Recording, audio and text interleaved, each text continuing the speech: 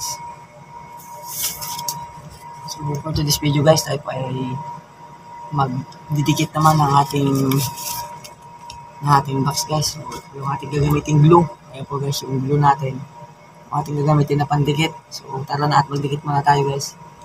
So wala po tayo bibigay sa box na gagamitin ng ating production guys. So magdidikit muna ako. So, yung ating gagamitin, makita nyo ang ating gamitin tayo mo. Gawa-gawa ko lang po ito. So kasi wala mo tayong pambili. Ito pong gagamitin natin na pang-pahit. Kita niyo po itong glue.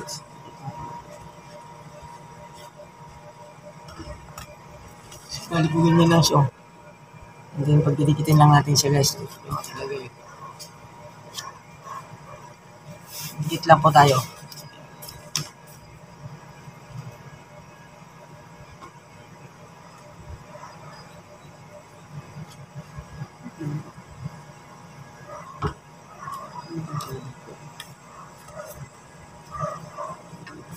So, ayun lang po ganyan po simple guys. So, nakita nyo naman po yung ating kinat kahapon. So, pagdikitin natin siya ulit, gagamit lang po tayo ng glue.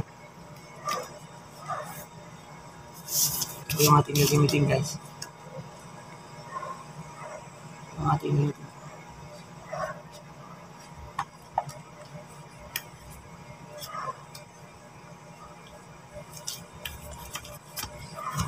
So, biga.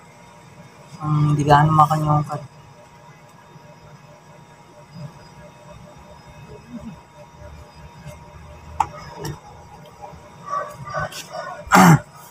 So, saglit lang naman to, dikit ka agad.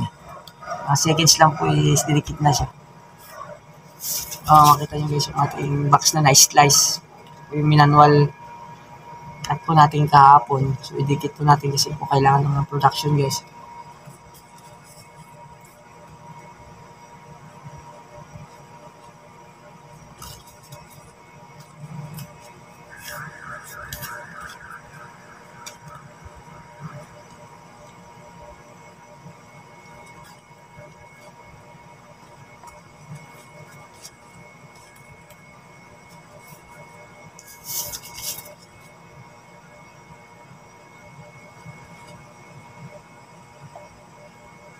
Medyo basap yung glue natin.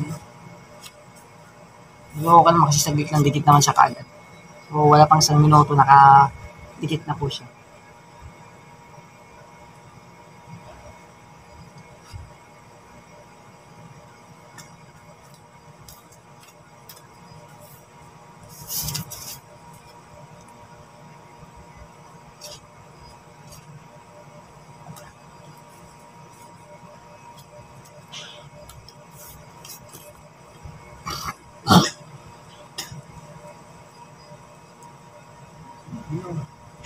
Tubig to. Diba? Medyo pa sa yung glue natin eh. Nahaluan yata ng tubig to.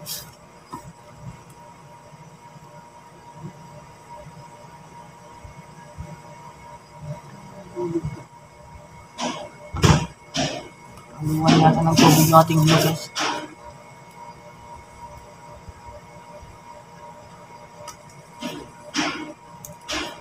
Medyo basa.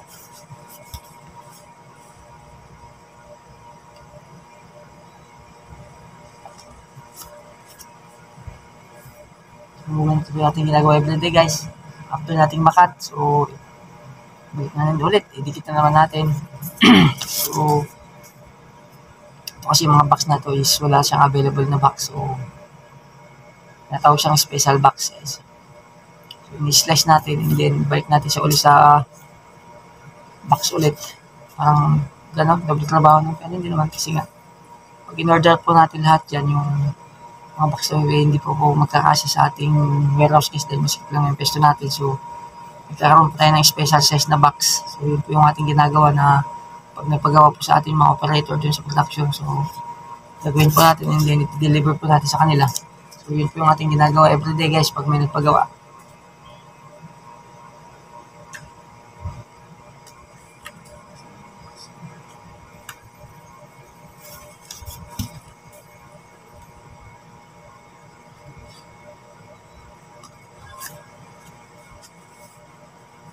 So, gusto yung glue natin.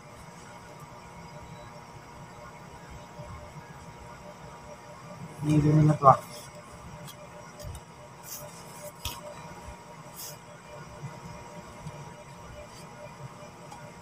yung glue natin.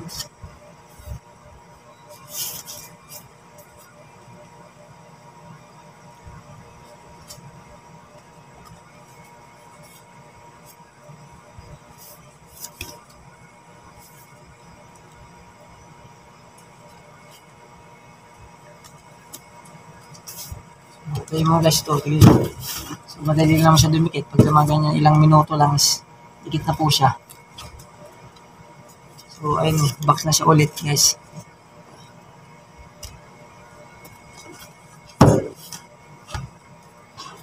Dagan na lang natin ng konti para so, ayun.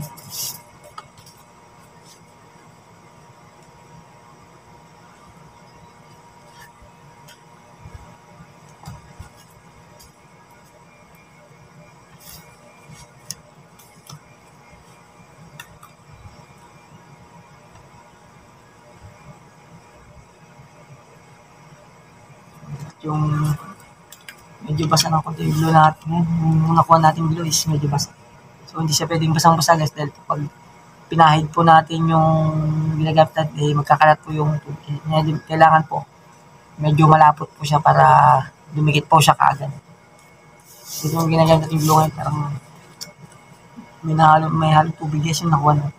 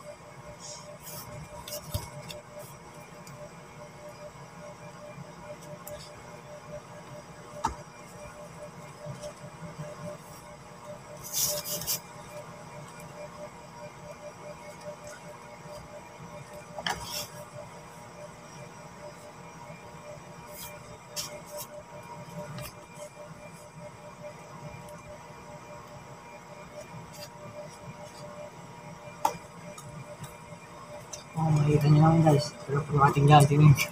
Gawa ko lang ito yung ating pan. Hindi siya pwede pag-brush guys.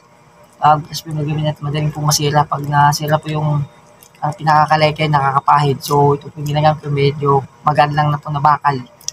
Mali ginagamit po sa production. Pero gawa-gawa ko lang.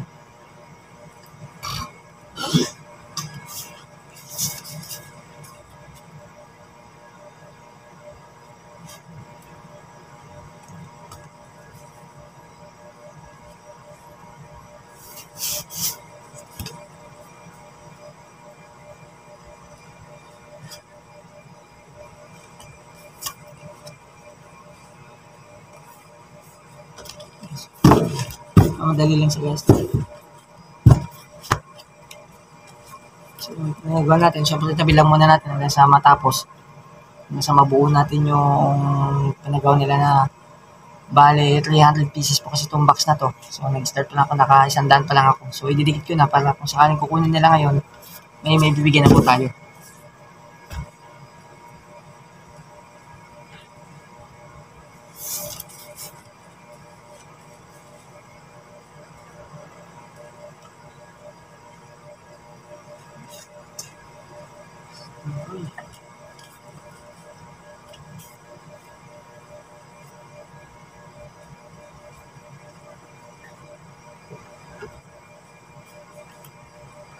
Pag medyo basa kasi kumakalat po siya pag basa.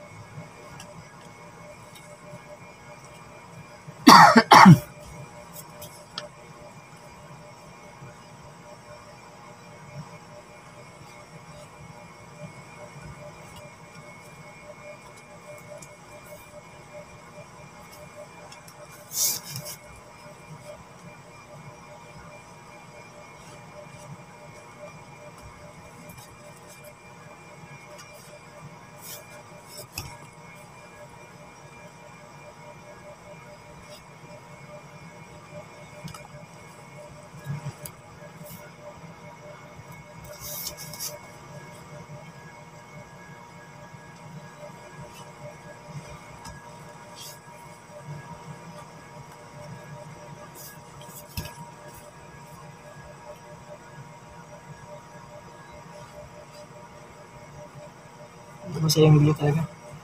Ito po kasi yung na-slice ko nung isang araw. So, hindi na natin dikitan. So, naka-isang daan po tayo na gawa. So, didikit ko lang po para meron na po tayong stock na 100 pieces. Para kung sakaling kukunin, may bibigyan na po tayo. Okay. So, okay na. So, yung gawa. Diba maliit lang. Sakto lang yung ulo ko pag nilagay.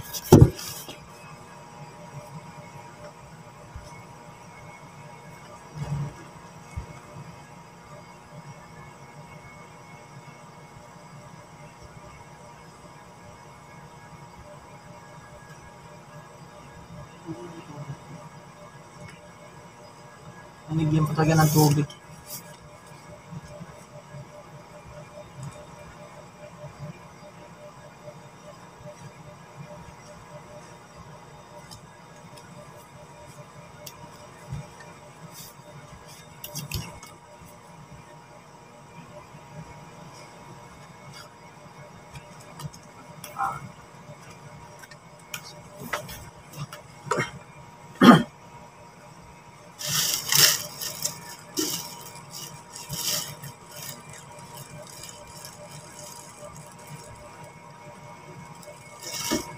Rest na. Ito kasi nalagyan po yung tubig yung ating glue guys. Papalitan natin. Nandiyan po sinang glue kaya tatapon ko guys. Papalitan ko.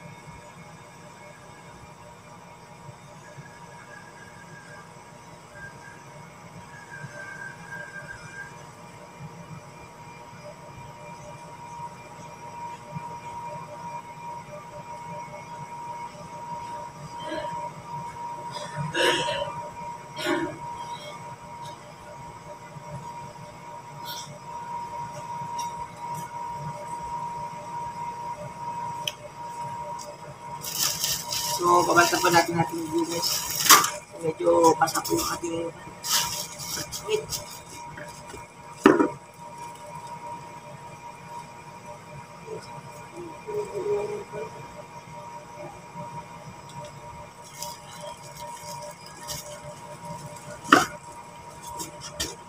So, ito po guys, nagpalit po tayo ng glue. Dahil yung parang nahaluan po ng tubig. So, ito yung natin. Pero parang halos parehas lang. At nalagyan po ng tubig yung ating glue. So, pinalitan ko muna. Tubig yung glue natin.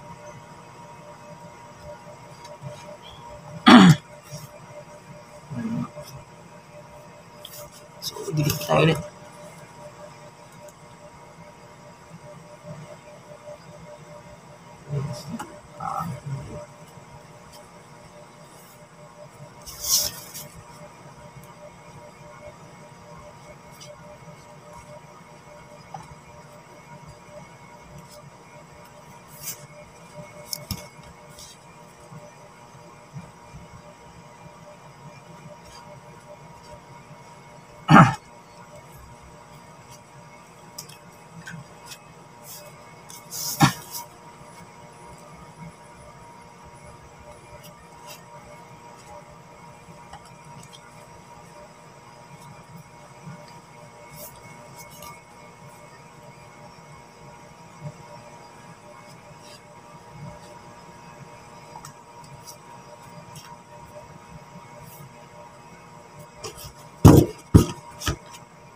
Yung basta talaga yung glue eh. Mas nakakuha natin kanina na sayang naman po kung di natin gamitin kasi nakuha na natin. So, kuntigan na lang muna natin, medyo basa.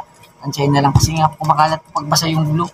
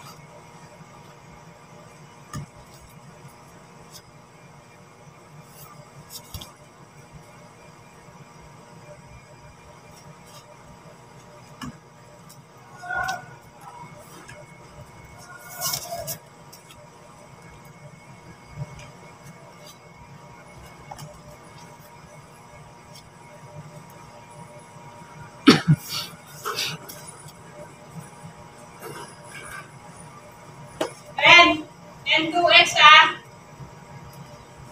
Alam mo na kung ano yun ah. Ang 2X. Pwedeng plain, pwedeng may prenta, pwedeng paper pack. So, kumpletuhin mo. Magiging pa ko eh. 10-2X, Centurion.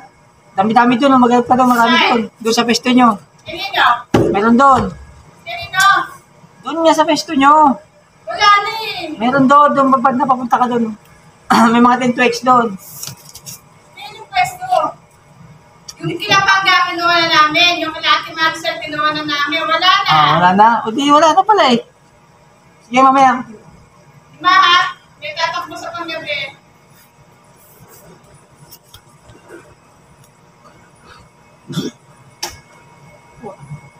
Gastol.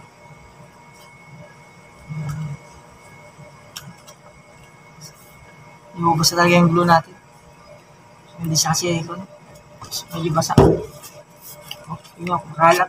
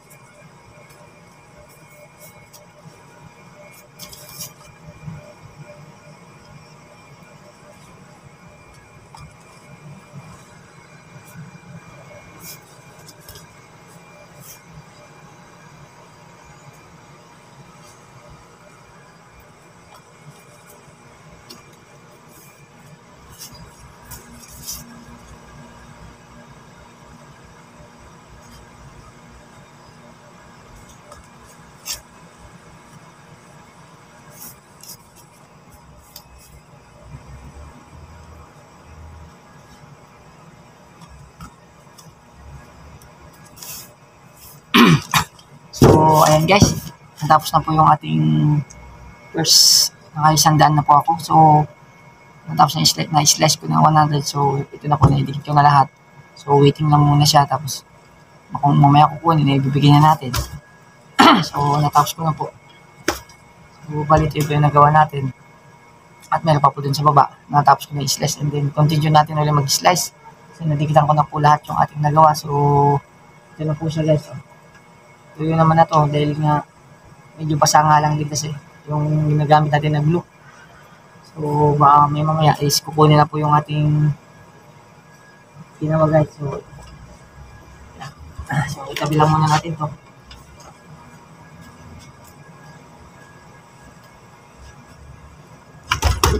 So, balik po yung ito yung nagawa nating box guys. Gusto natin konti. Itabi po natin din siya. So, ayun na po guys. So, natapos na yung ating ginawang guys. So, hanggang dito na lang po guys. So, thank you for watching my video guys. Para support po yung video para lahat po yung guys. So, thank you guys sa ating video.